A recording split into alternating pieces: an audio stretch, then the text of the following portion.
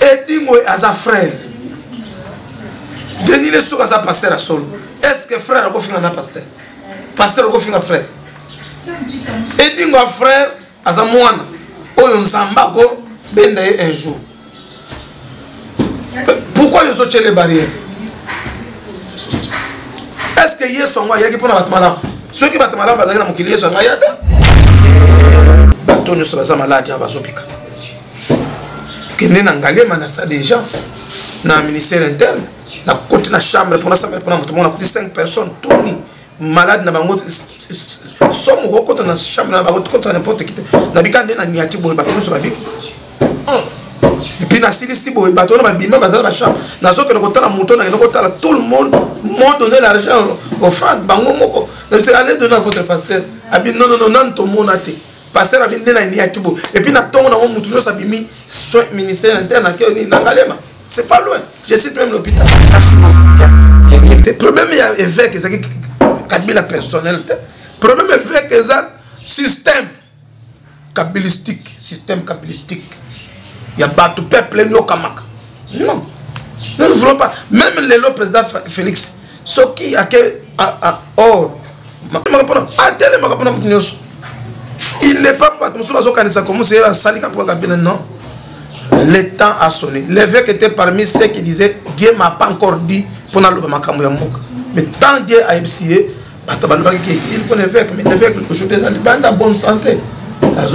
Chaque jour, l'homme donc tout marche bien.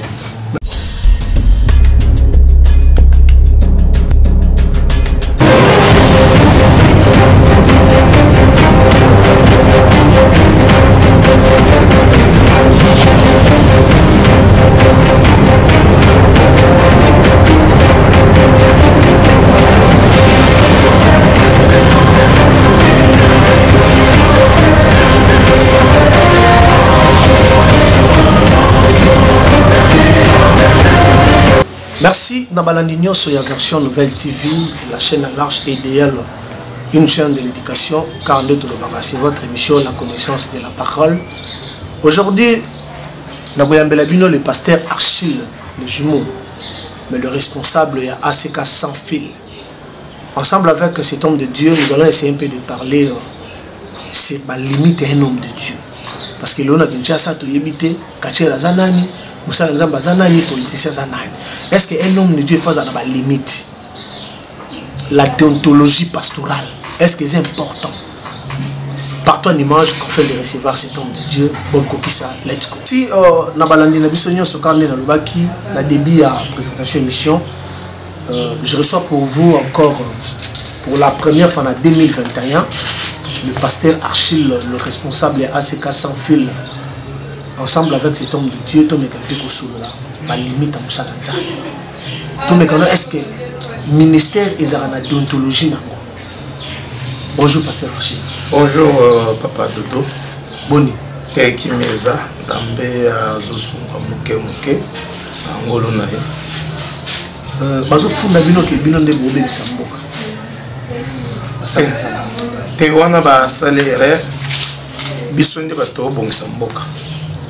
Parce que bameki même kokanga bakuluna basala opération coup de pointe, opération likofi basala nyos o kanyamkasisi et bana bazo bakuluna zo continuer. Kuluna c'est un esprit esili na prière mwana tiki kuluna akomi kosala mwana tiki kuluna akomi moto mwana tiki kuluna akomi koteka mwana tiki kuluna akomi kokombola balabala mwana tiki kuluna andiko tamusa bilamba na ye. Donc à grâce à prière mais oyo ba memi et même na makala batongisa bango plein ce que ba bimi lobi bazo ngisus ce que ba bimi lobi bazo ngisus bisonde bato tozo permettre que non muta kote makala to teye to zongsi to laxi ensemble to bimi esprit wana oyo zo pese capacité ya kosimba mbeli facilement et bimi li banda muta zongi normal comme muto ni na bana ko sala. Donc au niveau de bac on est ce chef de l'état au sein de la routine de la couleur de la canne makasisi asani musala pa après mais les faux so bakangi bango fo benga basana nzambe bako kulune pe kanya makasisi bana bandu ko kende kuna ça fait déjà une année masango sera une année te pour quelques mois bato babali ko sepela c'est to sepela na masango c'est ba kulune na masango ko ba ko kulune na masango ko baza bato yo avant mokonza mboka ngana zo sepela parce que mokonza mboka baza moto alingi lo sam première fois to zo mwana na nzambe oya salaki na église de réveil oya yebi réveil oba utika toloka ngonga te auti réveil ndako ngosambela na église de réveil nzamba asali ya tombola comme c'est président. C'est une qu'on appelle le réveil. Mais c'est lui qui a tué l'enseignement. Réveil. Non. La gratuité naïe. Non, mais la gratuité, ça, programme, ça, en 2006. Il y a un exercice. Oui. Ils ont eu le banakala. Il va appliquer. Fallait non, tu n'auras pasteur Archie, nous avons tendance, nous avons FCC, il y a IDPS. Nous avons pasteur, il y a un diminution. Nous avons FCC. IDPS, nous sommes leurs pasteurs. On peut avoir besoin, il y a des frotter Songolo Pakala. Mais en premier lieu, je suis pasteur d'abord. Vous allez un pasteur, ils ont permettre même il y a IDPS à cause de l'esprit mabé.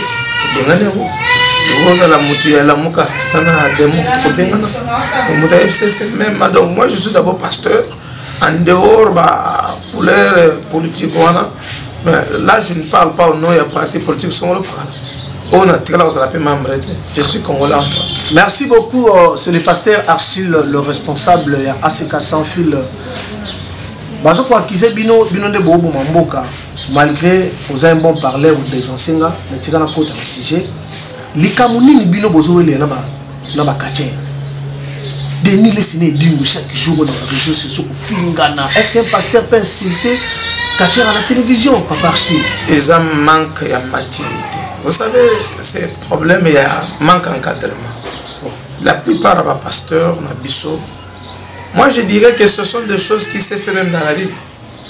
Les gens ne peuvent pas, comme on dirait, parce que même la Bible dit clair, il n'y a rien de nouveau sur cette terre. Mais papa Chitolo, il est un prophète des nations. Non. Prophète des nations. Qui l'a appelé prophète des nations? Nous avons dit que nous avons dit que prophète des nations. La Bible nous dit que et puis nous avons révélé combien de personnes.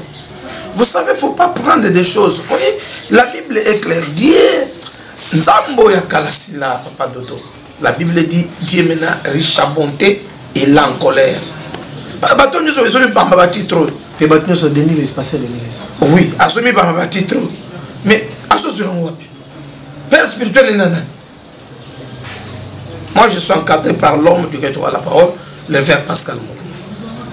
Nous faisons l'effort d'être toujours à ses pieds. Et je connais le Père spirituel, il y a papa Ranga. Oui, mais personne ne sait pas l'université. Est-ce que ça va? Bon, même Paul, lorsqu'il a coûté na Yesu na nzela Damas, bandeko. Paul a coûté na Yesu na nzela Damas. Yesu a yebise makam.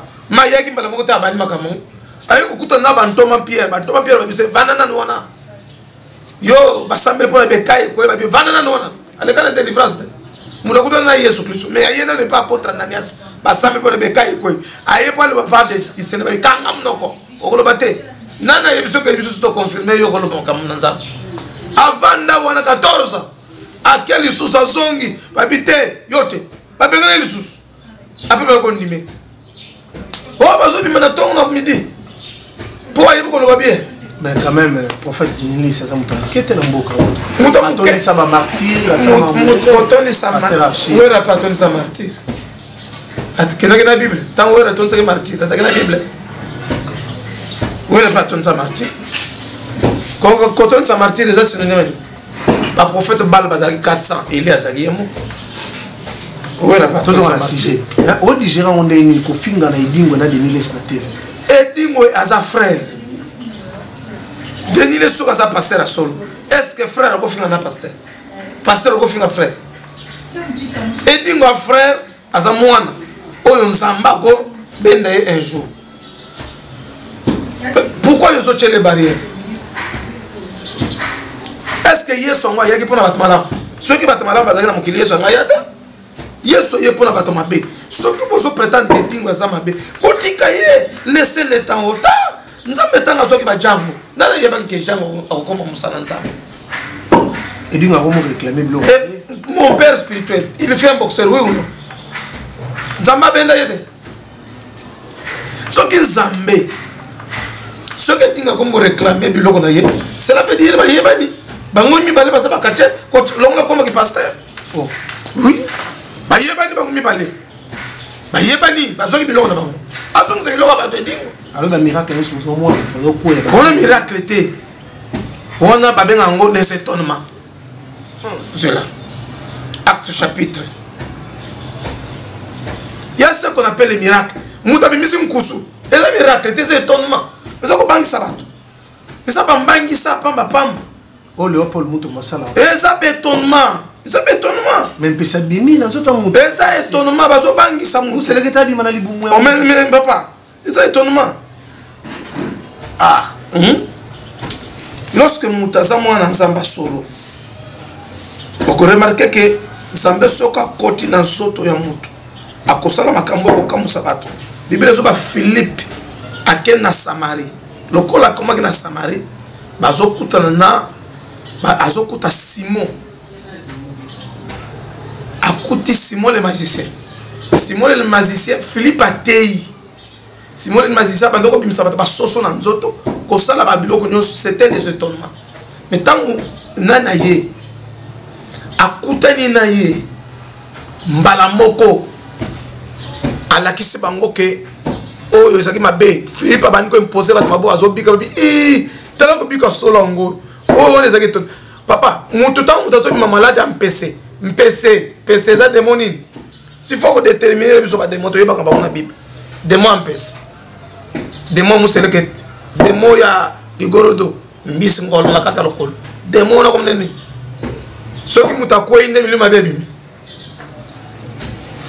Merci beaucoup à celui que ça na ba tumsu na église umuna ko ocheka loboko yo ngo mibambani azata na démonter akoya kam as bato bas pour le spectacle émission la biso la connaissance de la parole vous faire comprendre bato que ba miracle nyonso ba apôtre Léopold Moutou Masala ba ministère qui était avec moi on peut pas chercher miracle ya solo les amis. Maman azobel bien papa azobel. Mais non, nazana bana bazana niveau ya ba même na Congo et belé oko que même l'hôpital a komeko na matete. Il me connaît bien. Sina ya na kat hôpital na lobike batonyo so bazama malade ya bazopika.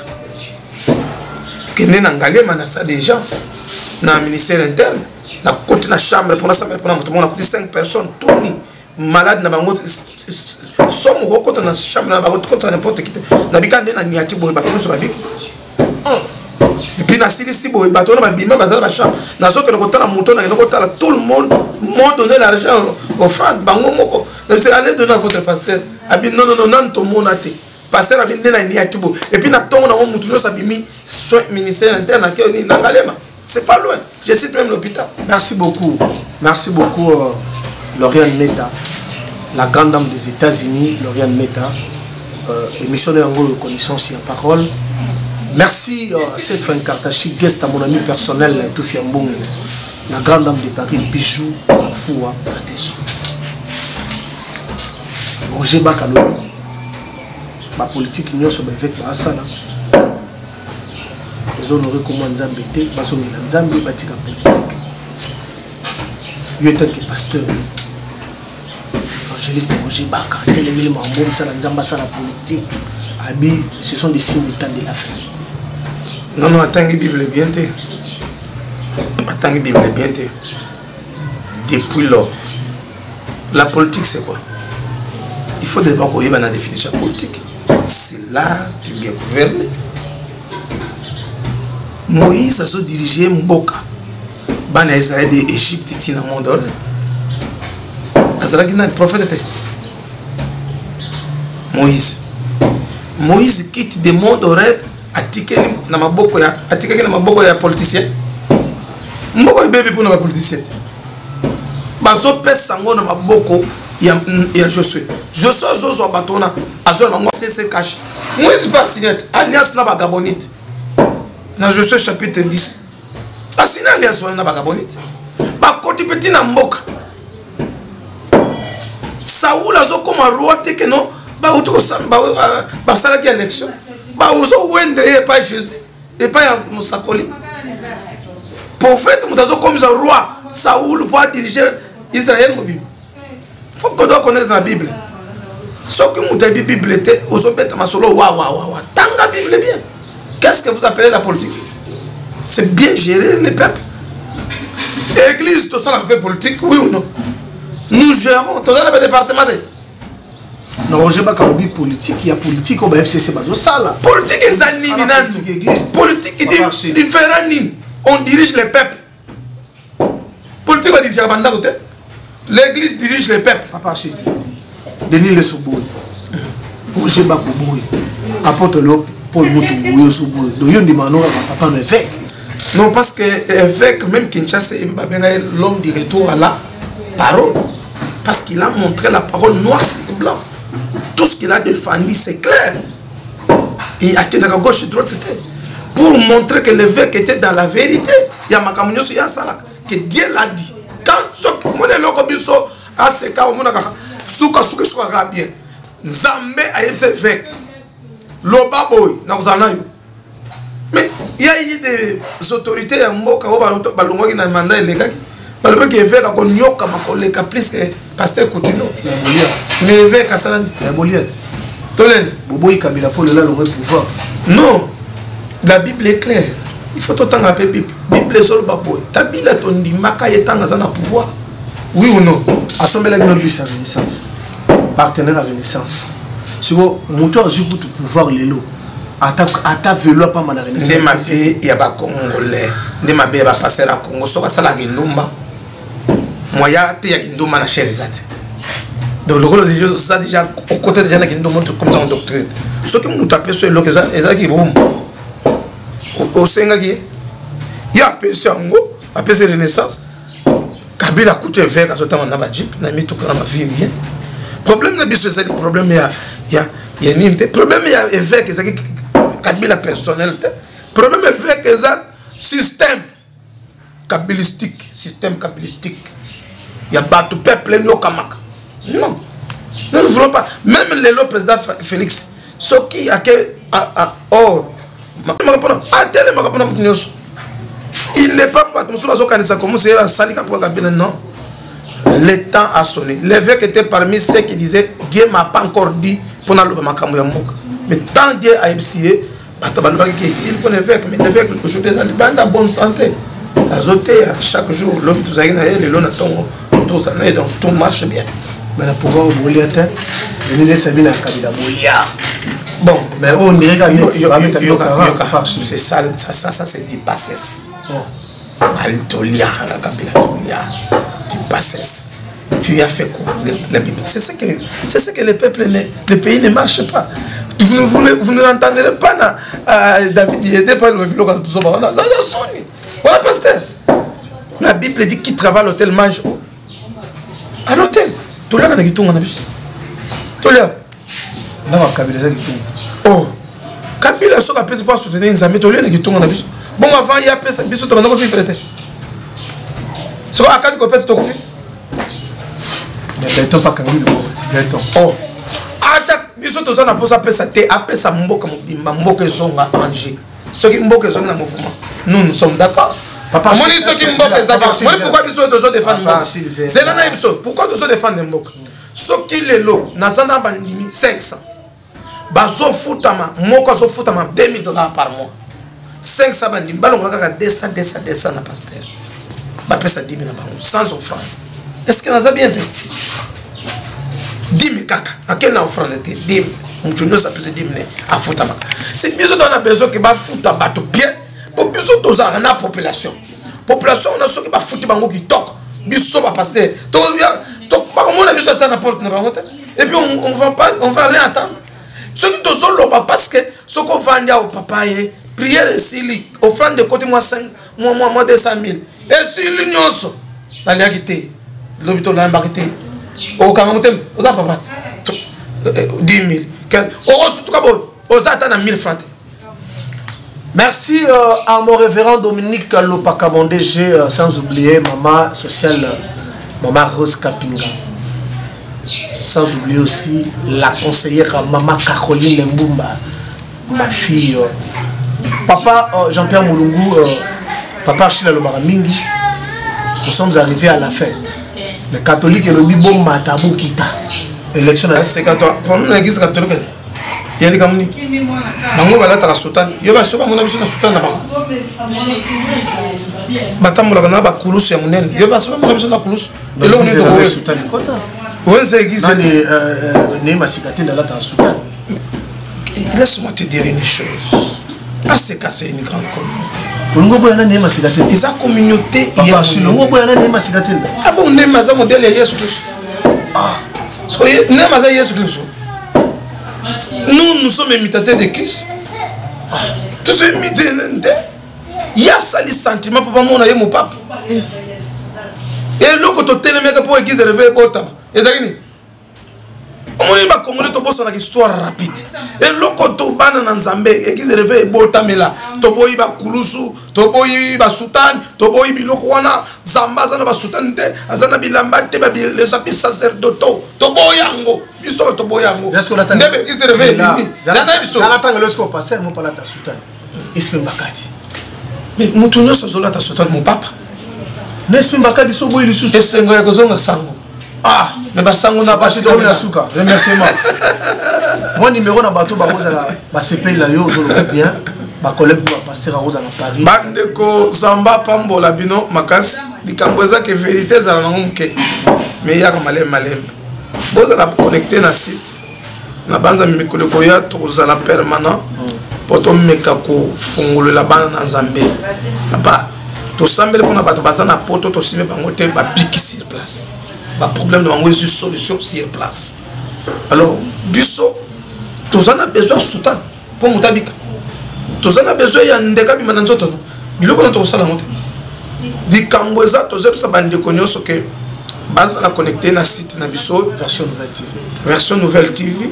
Je pense que bana nyoso bazaka na Canada États-Unis boza tellement belé parce que ba maman Harmonie, ba maman Sabine, ba maman Françoise, ba maman Francine boza tellement papa Séraphin à Bruxelles, ba maman Gisèle na Suède, ba maman na Bisofani na Sydney, boza na zangi même place ba papa Richard, ba patron Minel na niveau ya Paris. Samba Pambolo papa Richard Boukassa boza tellement belé, maman Bernadette, maman Rite, Barit Fataki, tout le monde boza ebele, maman Tete Boukele, maman Bijou, Kalamba boza tellement belé.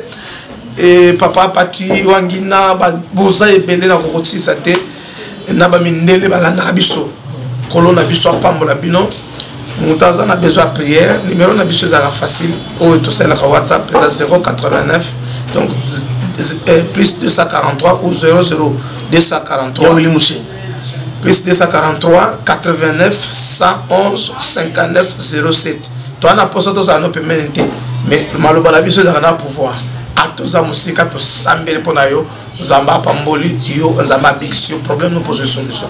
Merci à mon père spirituel l'évêque Pascal Mokuna, l'homme de l'éveil patriotique où nous faisons membre dans quatre éveil patriotique tous ça membre. Il faut peuple congolais mis se fou. Même pas chrétien, même pas chrétien, il y a biso tous 5 ans ça la politique. Les organisations existent. 5 ans n'engona éveil patriotique. Oui, ils sont tout bas on. Ils sont tous société civile. Jimo Francis Kandé, Nzamba Pambola, Nzamba Pambola madame, maman Sandra Tomba, Kacha la vie amie, Moko yo, Azopesa Kimia pour que tout ça nous soit Nzambe na Kimia nyos, Nzamba Pambola bana nyos ba Francis Kongolo, la serviteur de la église, c'est Constant Mukuna, pasteur évêque d'Otelo Boya, papa Raymond Kaloubi, voici l'homme, commandant du temps. Donc, le commandant va permettre que la communauté soit toujours vibrastor. Vous savez que même catholique Ayebi que nous, de qui nous sommes.